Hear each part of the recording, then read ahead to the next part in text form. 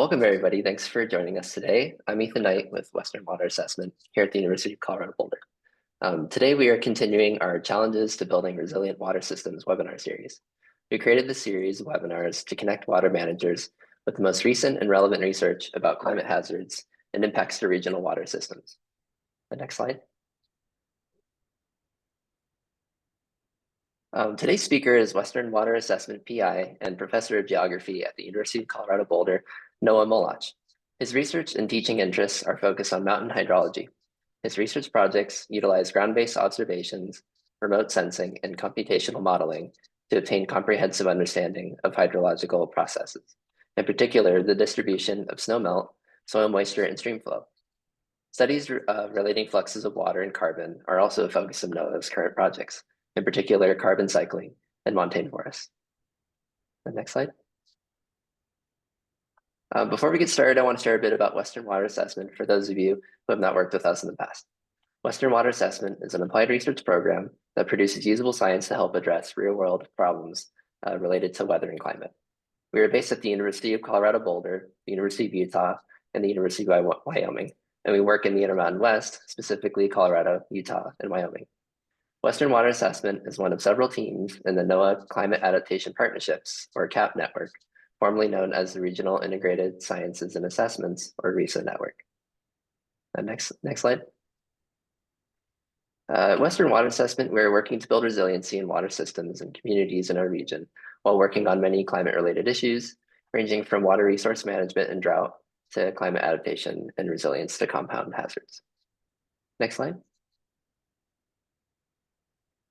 Western Water Assessment differs from a traditional research program because our goal is to produce usable science that helps address problems by directly working with communities, resource managers, nonprofits, and other partners to tailor our work to their needs or priorities.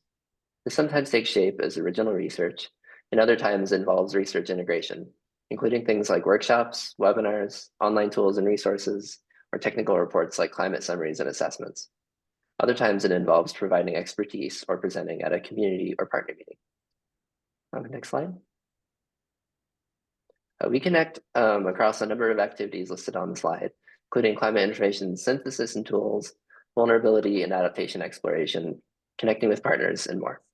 If you are interested in connecting with us, you can email us at wwa@colorado.edu. Today's presentation will be recorded and lasts about 30 minutes, followed by Q&A. Please feel free to submit questions via the Q&A window at the bottom of your Zoom screen. We'll be sure to share a link to the webinar recording with you once it's up on our website. And before I hand it over to Noah, please be sure to take our quick survey before you leave today's webinar. It should only take 1 to 2 minutes of your time, and it'll help us plan new webinars and communicate with our funders about our program's impact. I'll leave a link in the chat now, and we'll send it out again at the end of the presentation. And with that, I'll hand it off to Noah. Thanks. Thanks, Ethan. It's great to be here and happy to reconnect with the Western Water Assessment community. The title for the presentation is SWE-Fusion, multi-source real-time snow water equivalent data to support water resource management in the Western United States. And I'd like to start by acknowledging several colleagues who've contributed to this work. In particular, Leanne Lestack and Emma Tyrell, who are really the engines of this research, as well as the data products that have emerged from it, as well as Carl Ricker, who is responsible for the satellite data that are incorporated into the modeling exercise. Please do mute yourself. A couple folks have a little bit of background noise. Thank you. I'd also like to thank Jeff Dozier, the late Jeff Dozier, as a lot of the research that he did throughout his career has made this work possible. The work that I'm going to present for you involves a utilization of satellite remote sensing of snow cover to estimate snow water equivalent in mountainous regions of the Western United States. And I wanted to bring some attention to the NASA portfolio of water and energy observations on Earth and highlight in the red ellipses a variety of sensors that provide information on snow cover, none of which provide information of snow water equivalent at scales that are relevant for mountainous applications. Yet many of them provide snow information that, when combined with ground observations and/or models, and in some cases airborne data, can be utilized to estimate the distribution of snow water equivalent. And I will present an example of that here. So the objective in the slides that'll be forthcoming is to illustrate an example of how we can use SWE-Fusion to estimate the water storage in mountain snowpacks. And I'll start by illustrating what I call the benefit of hindsight, where utilizing what we call snow water equivalent reconstruction models with visible and near infrared satellite imagery, in this case from MODIS and or Landsat, can be utilized to recover the initial mass of snow water equivalent. So this is basically using snapshots through time of snow cover observations on Earth's surface combined with a snowmelt model to recover the initial mass of snow water equivalent. And some of you in the audience, I know, have seen me talk about this before, but many of you are new. And so I wanted to really honor the backbone of a lot of this work, which is the satellite record of snow cover depletion, and also to do so in the context of the legacy of Jeff Dozier. The second step here is to move from that sort of hindcast, watching snow disappear through time, to the real-time application. So snow depletion patterns, in terms of watching snow disappear under item 1A on this slide, is not really relevant to water management, because you have to watch snow disappear in order to recover and analyze how much was there before the depletion began. But the power of the spatial patterns that can be recovered in that hindcast or hindsight can be leveraged in statistical models to estimate the real-time distribution of snow water equivalent. And that is the backbone of what we call the SWE-Fusion system. And then under item 1C here, I will illustrate how we can use SWE-Fusion and bias correct it with airborne LiDAR observations from the Airborne Snow Observatory to improve the snow water equivalent estimates in areas where we have this valuable LiDAR data. And then finally, I will conclude with some example data products, including the current conditions of snow water equivalent across the Western United States. Now, to put a little conceptual view of how snow water equivalent reconstruction works, I like to tell the story that is one of probably many examples around the world where hydrologists have utilized observations of snow presence and snow persistence to estimate the quantity of snow water equivalent. And in this example, some hydrologists for the Los Angeles Department of Water and Power, sitting in Lone Pine, California on the Eastern Sierra, would observe the snow line across the Eastern Sierra, and noting that the snow line, when it persists to low elevation throughout relatively warm days, one can infer that for that persistence to occur with relatively high energy input to the snowpack, that the snow must be relatively deep.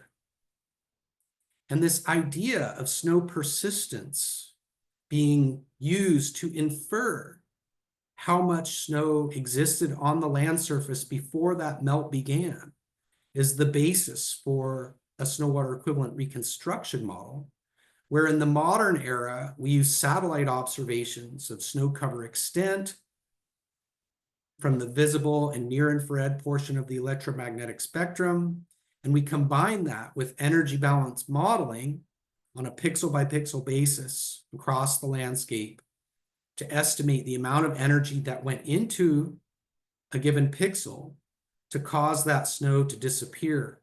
And by summing that energy over time, we can estimate the original snow mass before snowmelt began.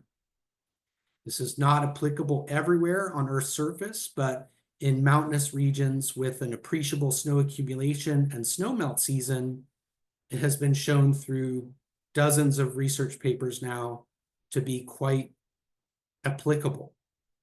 And so to give you a little more insight onto how that works, this slide and the view graph on the top left shows a simple Nivea graph of snow accumulating through time and then snow ablating or melting during the melt season.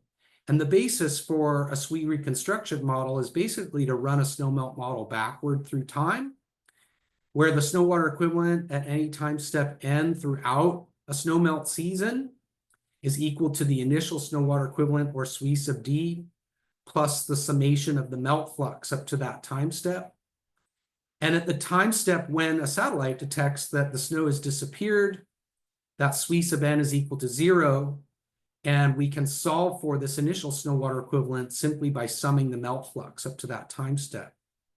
And so this approach requires that we have relatively adequate observations of snow-covered area. Like in the photograph on the top right, you can see presence or absence of snow, and that's readily observable from many different satellite remote sensing products, including from MODIS, which I'll show some examples here, as well as Landsat, and also VIIRS is another visible near-infrared system that is providing information on snow cover extent. Now, this approach also requires adequate model estimates of snowmelt flux, the energy input into given pixels over time. And for that, we utilize information from the NASA Land Information System as forcings into land surface models, as well as, in some cases, from some of my work of my colleagues, utilizing MODIS albedo and measurements as well. Okay, so the key piece of information when it comes to remote sensing is to observe snow cover fraction across the landscape. And so I'm going to provide an example here, courtesy of some graphs by Tom Painter as well as Jeff Dozier, whereby we can see that the reflectance signature of vegetation, which is relatively dark in the visible portion of the spectrum and relatively bright in the near infrared, is distinctly different from the characteristics of soil reflectance across different wavelengths, where you have a more gradual increase in reflectance from the visible into the near infrared, versus snow, which is shown in the top right for a variety of different snow grains, which is highly reflective in the visible portion of the spectrum and then relatively dark in the near infrared portion of the spectrum. And MODIS, as an example instrument, has channels that observe reflectance at wavelengths that are well positioned for distinguishing the difference in the reflectance from the soils shown in brown here, the vegetation shown in green, and for an example, snow end member shown in blue. And using a least squares approximation and minimizing the error in that least squares approximation with a combination of hundreds of potential different fractional quantities of these different end members, one can solve for the optimized fraction of these different end members, including the fractional distribution of snow cover within a given pixel. And so this spectral mixture analysis, basically unmixing the spectra of the pixels, allows us to characterize the distribution of snow cover fraction across the landscape. And this is really a culmination of much of the work of the career of Jeff Dozier that has enabled us to watch snow disappear through time over mountainous landscapes at a higher level of detail than was possible in the past. And that's a critical piece of information for this snow water equivalent reconstruction approach. So some example images for, in this case, the Sierra Nevada of California, where you can see the fractional snow cover by pixel across the Sierras, where the blues are lower snow cover fraction, the yellows to whites have higher snow cover fraction. The algorithm also allows determination of snow grain radius, as well as snow albedo, and examples are shown here where finer grain snow is shown in the blues to reds, and coarser grain snow is shown in the yellows to whites. I won't mention much more about the snow grain information and the albedo data, but that's also relevant to this enterprise, and so I'm happy to answer questions about that if folks have any. Now, to get into a little bit on the model evaluation in terms of how well do the snow water equivalent reconstruction models work, we can use airborne snow observatory LiDAR data, which is shown here for an example date in 2013 for the Tuolumne River Basin in California. And then the reconstruction model, in this case from a simulation in one of the earlier versions of the reconstruction shown in the middle. And then the difference between those two is shown on the right, where the white areas are within 1 standard deviation of the mean observed LiDAR derived snow water equivalent. And you can see that these areas are fairly widespread. There's a mean absolute error of 13%. I won't go into much detail about how LiDAR measures the distribution of snow, but this is what we're utilizing as ground truth for much of our research. And effectively, it involves using lasers to measure the surface height of the terrain in the summer, and then repeating that same measurement in the winter time, and differencing the winter surface height from the summer surface height. One can derive estimates of snow depth across the landscape and combine that with model estimates of snow density to characterize the distribution of snow water equivalent. This is proven to be one of the most accurate methods for estimating snow water equivalent, and is available in a number of watersheds across the West, but not available at continental scales. So that is really, for us, a tool that can be used to evaluate our model and to bias correct our model, but it cannot really replace what we're doing here in areas where the airplane hasn't flown. To give you a little more sense as to how well the model performs for a number of airborne snow observatory flights, here's data that shows the median performance with a reconstruction model that's based on Landsat data and a data assimilation approach that was developed by Steve Margolis's group at UCLA, and a reconstruction with MODIS developed by Ned Baer that includes both MODIS snow cover and MODIS albedo information. The white areas, again, are those that are closest to the airborne snow observatory observations. The red areas are those where the models have overestimated snow water equivalent, and the blue areas are those where the model has underestimated snow water equivalent. And I show a comparison here in the bottom right between SNODAS and the National Water Model snow water equivalent, which are two different National Weather Service products, or I should generally say NOAA products, but developed in some cases in collaboration with the National Weather Service Research Office. And you can see that the distribution of the errors for SNODAS and the National Water Model SWE have higher magnitudes, and compared with the reconstruction products, which have that benefit of hindsight, perform much better. Now, this is an oranges to apples comparison, right? These are operational models. They provide real-time data. These are reanalysis models that are benefiting from the hindcast or the hindsight. So we shouldn't necessarily reflect on this and think that we have a model that is putting these two models out of business. That's definitely not the case. These models are based on a reanalysis.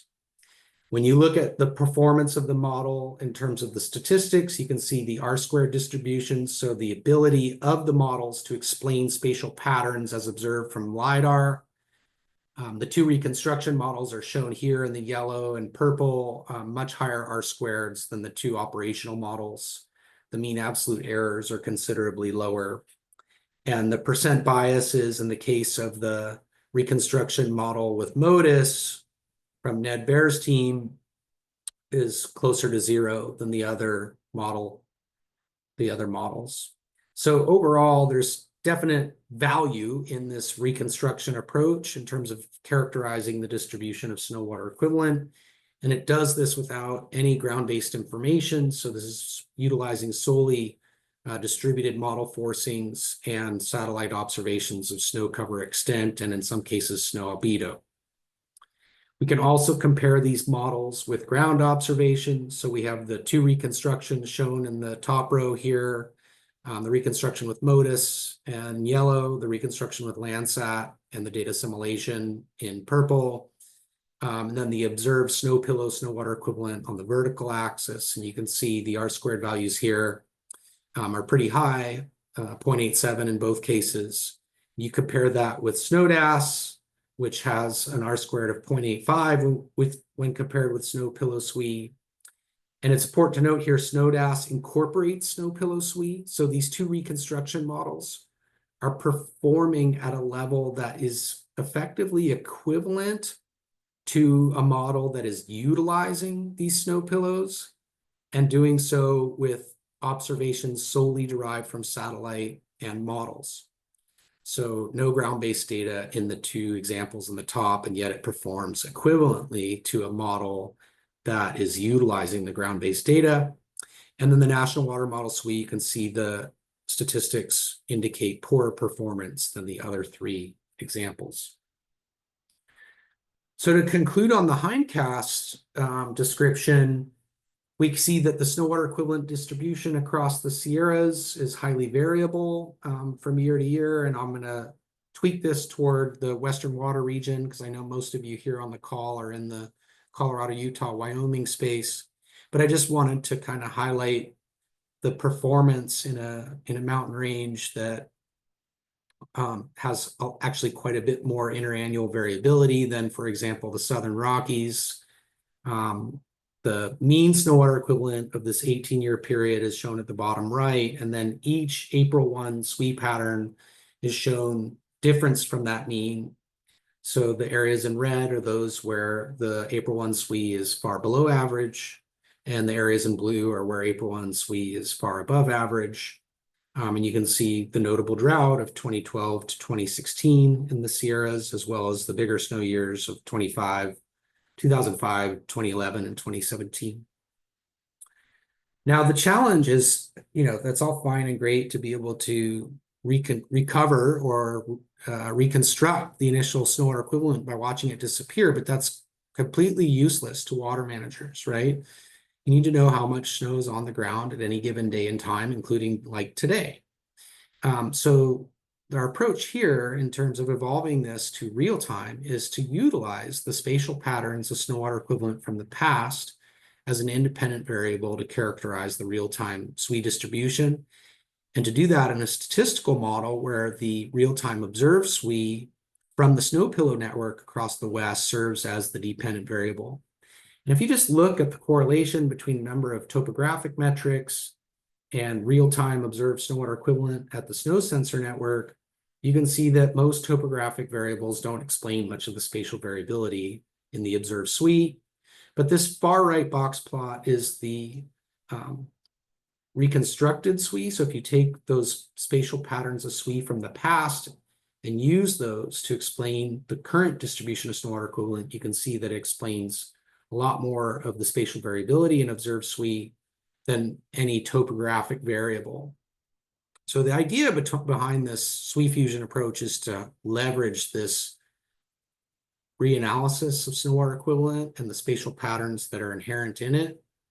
And the way that we do that is shown here in this flow diagram, where the dependent variable is the observed SWE at snow pillows. We scale that by real-time observations of snow-covered area from Snow Today, produced by Carl Ricker's team. And that gives us a 500-meter grid cell scaled estimate of snow water equivalent at select grid cells that we can model the distribution of based on independent variables that include a number of topographic metrics, as well as the reconstructed snow water equivalent from the past, which is basically an ensemble of different SWE patterns that can be used as an independent variable here. We also utilize observations of the daily mean fractional snow-covered area, which also comes from Snow Today.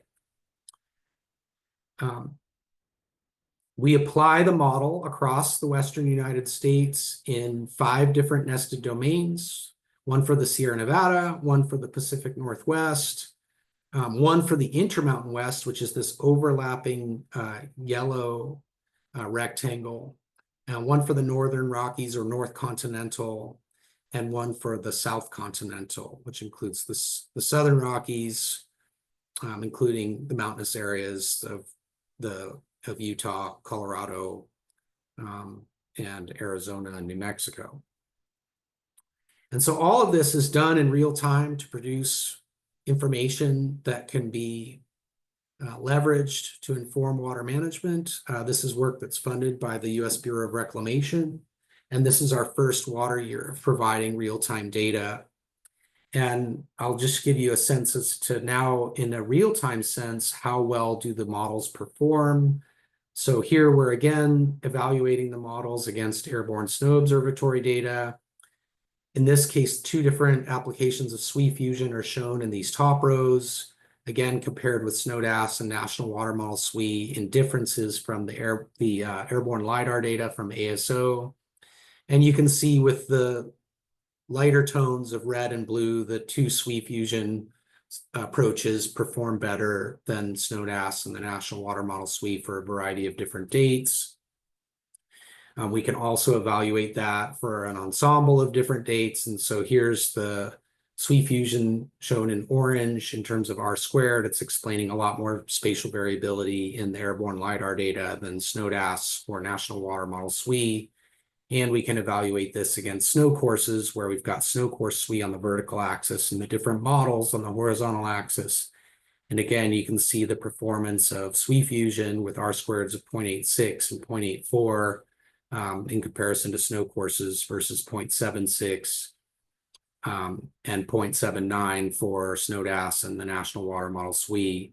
And other performance metrics bear out a similar story where we've got higher accuracy with the SWE-Fusion than we have with the other approaches. And we believe that is really due to the leveraging of those historical snow water equivalent reconstructions to inform how we distribute SWE. I'll also mention using a statistical framework, has its drawbacks, but it has the benefit of being much less intensive with regard to human resource needs versus running operational models that are physically based requires a lot more human involvement. We've also been learning as we've got more airborne snow observatory data as to how we can not just utilize that data to evaluate the model, but potentially bias correct the model. So we do that by leveraging this bias correction framework developed by my former graduate student, Kehan Yang, where we take our model estimate, as shown at the top left here with the orange layers, subtract that from the airborne snow observatory observations to give us a estimate of the snow water equivalent residual or the error across the landscape. We can utilize the patterns of past errors through a pattern matching algorithm to characterize the dependent variable in another statistical model, which represents the distribution of those model errors. And then we can model those errors based on independent variables associated with the topography, with the magnitude of our model estimated snow water equivalent, and as well canopy density.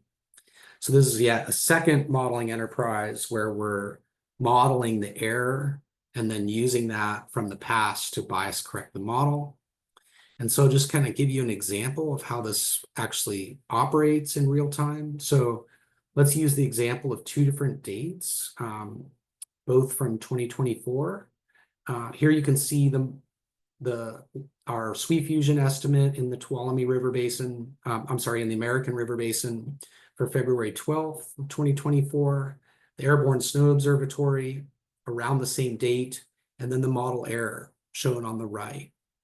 And then the same setup for a date in mid-April with our model on the bottom left from SWE-Fusion, the Airborne Snow Observatory in the middle, and then the difference. And what you can see is that there's some similarity in the pattern of the errors across the landscape. So the idea here is to use the spatial pattern in the error from, say, the February date, right? When you have that hindsight, you know what that model error looked like in the past, and then utilizing that to bias correct the linear regression model estimates on a later date. And so what I'm showing you here on this next slide in the top row is that same error that we had without bias correction. We've got our linear regression model here, the Airborne Snow Observatory again in the middle, and that error shown on the top right. And then if we use the February pattern of error to bias correct and derive a new estimate of April 8th snow order equivalent on the bottom left from the SWE-Fusion, and then again, duplication of the airborne snow observatory data on April 10th here in the middle, and now the updated error map, you can see that when you compare the top right and the bottom right, significant improvement in the model between these two dates. And so we just had a paper accepted that illustrates the value of this bias correction actually last week. And you can see the original SWE-Fusion model in red in these box plots. And my apologies, the labels here got covered up, but this is R squared on the vertical axis here, and then percent bias on in the bottom row here. And all of these different colored box plots shown next to the red one indicate the different bias correction schemes. And you can see that two of them in particular, which are hierarchical, the random forest and the gradient boosting machine, show a pretty significant increase in the R squared. So our ability to explain the spatial patterns observed from the airplane has increased with the bias correction approach. We only utilize flights from the past in the bias correction. So this is basically an exercise in carrying the value of the airborne LiDAR forward in time. The table shows the overall improvement. You can see with the different bias correction schemes shown below the SWE-Fusion row, which is at the top, and you can see the R squared improving, the percent bias getting closer to 0, and the absolute percent bias getting lower in all cases when we utilize the bias correction scheme. So all of this goes into these real-time products that we're rolling out and have been delivering now for our first year across the entire Western United States. We've been delivering data for over a decade now across the Sierras, and on and off for over a decade across the Intermountain region of Colorado, Utah, and Wyoming.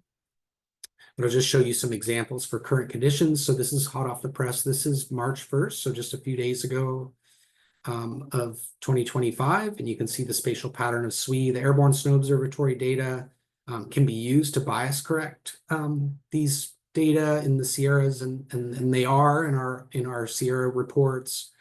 They are also utilized in the Colorado domain where we have Airborne Snow Observatory data as well, and can be leveraged in other parts of the Western United States if and when ASO data become available there. The percent of average for the different regions are shown here. You can see the northern tier of the Western US doing much better in terms of percent of average than the southern tier. Percent of average on a pixel by pixel basis, which is one really valuable thing we can do with remote sensing that we can't do with the ground network, is map explicitly across the landscape spatial patterns and percent of average. Again, the darker blues to greens are getting close to 200% of average, whereas the whites to yellows are in that sort of more 100% or 80% of average. And then our reports also include integer values of percent of average for watersheds across the West. And you can see those watersheds across the southern tier, particularly in the lower Colorado River Basin, are in the single digits in terms of percent of average, in some cases 0. And in the northern tier, we have watersheds that are doing quite well in the order of 150 to close to 200% of average. We can compare that with past dates, which we do in our reports. So here's the percent of average for February 16th from our previous report, about 2 weeks prior to the current report. And then just showing that in comparison to the March 1 report on the right. And then again, percent of average on an integer basis for the different watersheds from February 16th versus March 1. And what you'll see is that some areas that had recent large snowfall, like along the Front Range of Colorado, were doing relatively well as percent of average at 160 plus percent. And with recent melt of that low elevation SWE, the percent of average has dropped much lower. And, you know, it's an oranges to apples comparison to evaluate this against, like, for example, NRCS, SNOTEL, or snow course-based percent of averages, because these are based on a percent of average to the historic satellite record. We have examples for at the regional scale that are part of the report. So we do for the Upper Colorado domain, as well as the headwater basins that flow out of other parts of the region, like the North and South Platte, the Arkansas, the Rio Grande. You can see that across the headwaters domain, we kind of have refined information. We also have tabular summaries across elevation bands, and we're looking for new stakeholders that want to give us feedback on how we can summarize the data.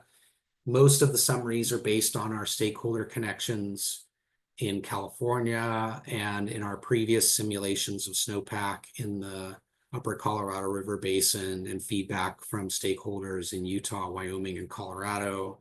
I'm showing this here in the context of Bureau of Reclamation current reservoir levels, and you can see, for example, Lake Powell and Lake Mead are at historic lows. And so these low snowpack conditions across the Colorado River Basin are, of course, concerning with regard to that. We do have several weeks left in the snow accumulation season, so a lot will be determined in the weeks ahead. In the last just couple minutes here, I'd like to kind of give some insights into directions that we're moving this forward. I showed a lot of research utilizing over 50 airborne snow observatory LiDAR flights from the Tuolumne River Basin in California, but ASO has started to become this program that's covering nearly the entire Sierra Nevada operationally, as shown in this top right view graph. It's beginning to cover a large percentage of watersheds across the state of Colorado. And there are notions to expand this to other parts of the Western United States as well. And so our thinking has to evolve. How do we go from sort of more of a research context or a watershed scale context to start to think of the Airborne Snow Observatory as like a suborbital mission, where we can rely on the fact that we will have multiple flights across several watersheds over time, and the opportunity here to be able to start extrapolating this LiDAR data in space as part of SWE-Fusion is very much on my mind. As well as new satellite missions like NISAR, which is going to launch later this year. I don't have time to go into detail on that, but NASA does have a mission that may provide us with some spatially discontinuous snow water equivalent information in the future that will also need some kind of a modeling system to extend that data in space and in time. And so for the future of SWE-Fusion, I'm thinking we need to start going beyond training the model on the ground data and start thinking about airborne snow observatory data to train the model, not just to bias correct it, or potentially using NISAR data and to train the model. Also, there are future satellite missions like Landsat Next and the NASA Surface Biology Geology mission that will provide improved information about snow-covered area, as well as albedo that could potentially improve the spatial patterns that we're using to explain the distribution of snow water equivalent. And so there are a number of sort of research aspects to this that need to be considered, especially in the context of leveraging machine learning techniques. As these new technologies give us bigger sample sizes, we can start utilizing more advanced modeling approaches, including a variety of machine learning techniques like the ones that I showed for the bias correction. So I'll conclude by just mentioning the reports. You can send email to leanne.lestak@colorado.edu and be added to our distribution list. We will not be spamming you with a lot of email. You will just receive an email with the snow water equivalent report. Some example maps from one of our recent reports is shown here on the right. And you can then click on hyperlinks to get full report details, as well as tabular summaries by elevation bands within different watersheds across the West. And I want to especially bring your attention to a feedback tab that we've added to the reports that allow you to give us some anonymous information about how, and you're welcome to include your name if you want, but we really want to get feedback on the value that the data are having for people, or if they're finding issues with the data and so on. So with that, I will stop and take questions. I really appreciate your attention. Thanks for a great talk, Noah. I appreciate it. If anyone has questions for Noah, please type those questions into the Q&A icon at the bottom of the Zoom window. And I think we have one in here already.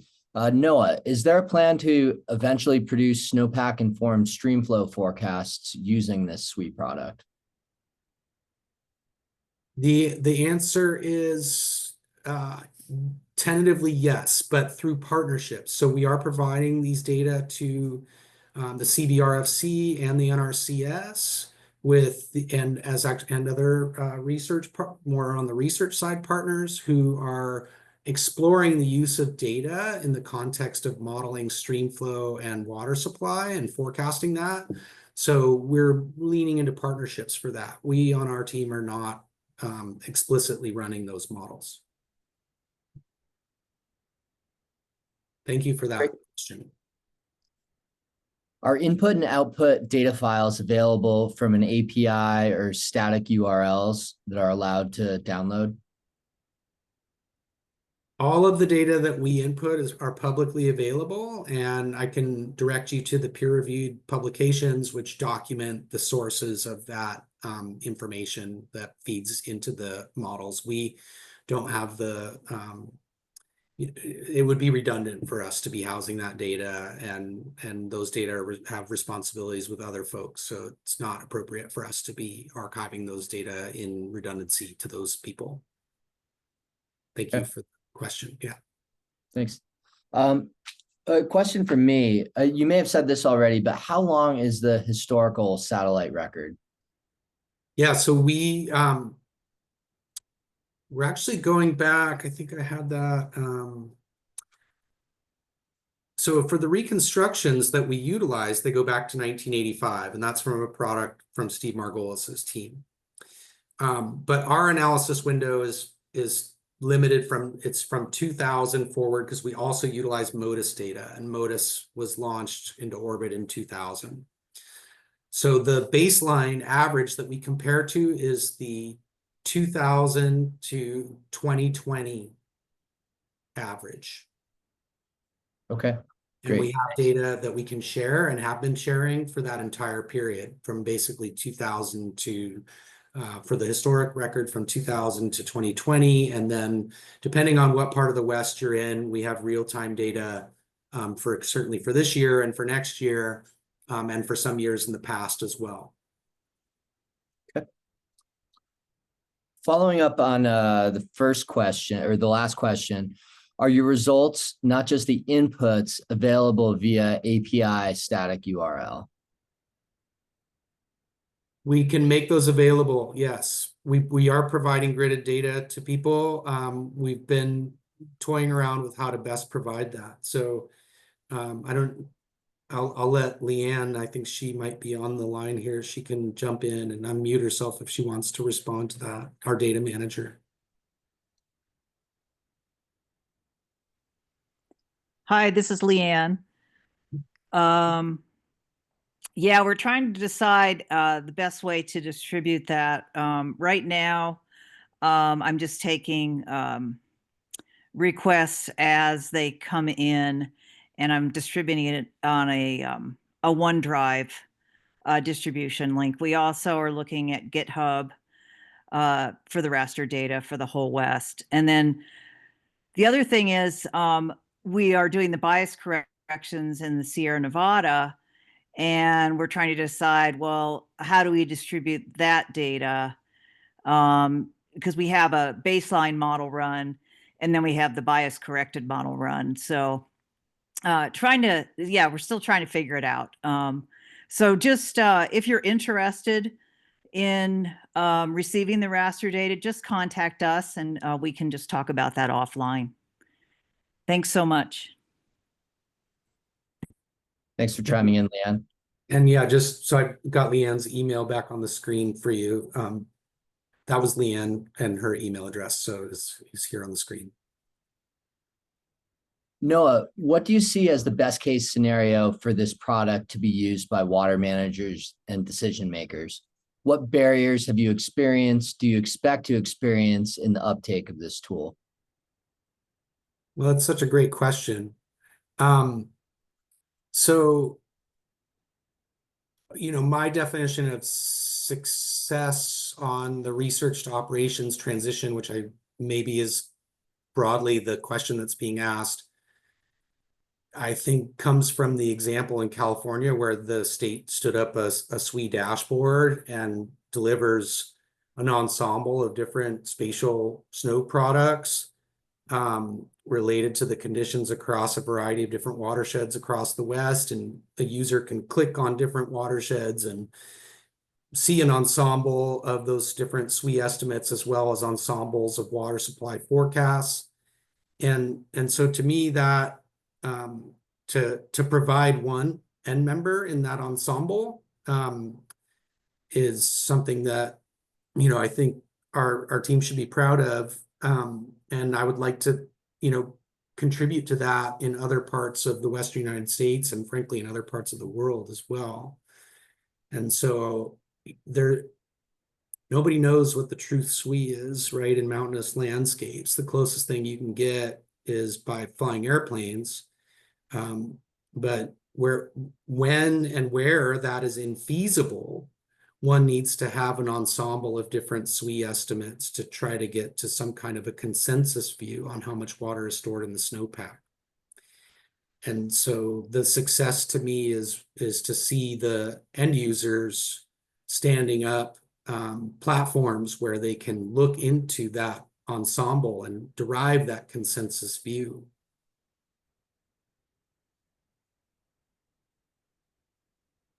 Just a follow-up question of mine on that, kind of drilling a little deeper into that question about how can this be usable.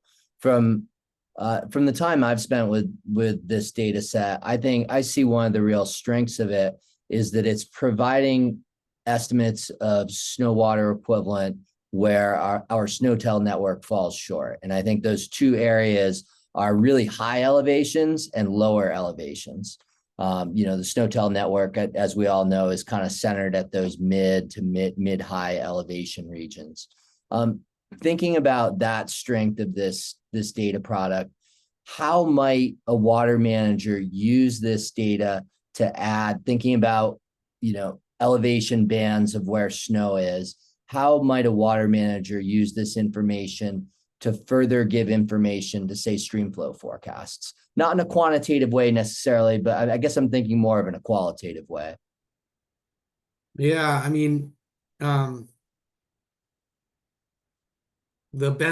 value that you just described would be true of any spatial SWE product, right? So I don't think that this product is unique in that, yes, it's going beyond the spatial awareness of the SNOTEL network. Which I don't think is falling short necessarily. I just want to because our colleagues with NRCS are usually on these calls, so we're extremely grateful for the SNOTEL network.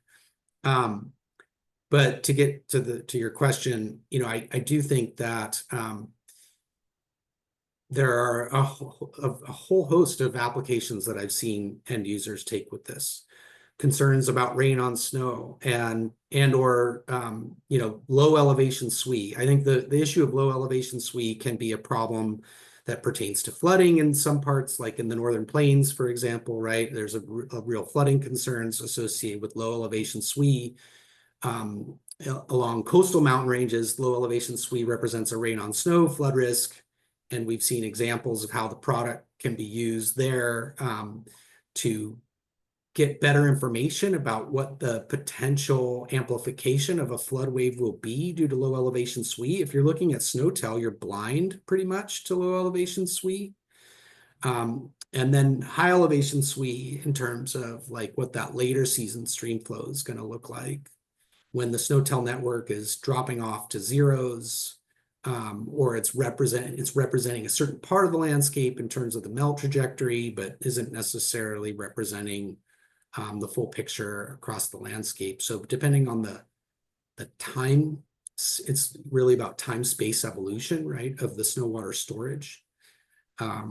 You are seeing with ASO an awareness emerging in California of the value in observing albedo, of model constrained cold content as observed from, utilizing the ASO observations to constrain models that have information about the cold content, which is the energy deficit of the snowpack. So knowing like when it's ripe. So I think it's about evolving, right, the way that we do business, to start thinking in a very spatial context. And SWE is just one, right, variable, and an important one, obviously, probably arguably the most important. But yeah, these questions about like when water will be delivered into river systems is a question that requires a spatial view of the problem.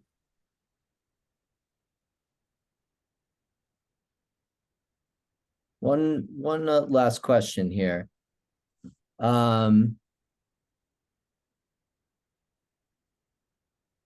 To the question on making results available through an API, here's a link to the USDA API that we use to scrape daily SWE we use to produce charts illustrating the seasonal snowpack conditions that are shared with our leadership and public.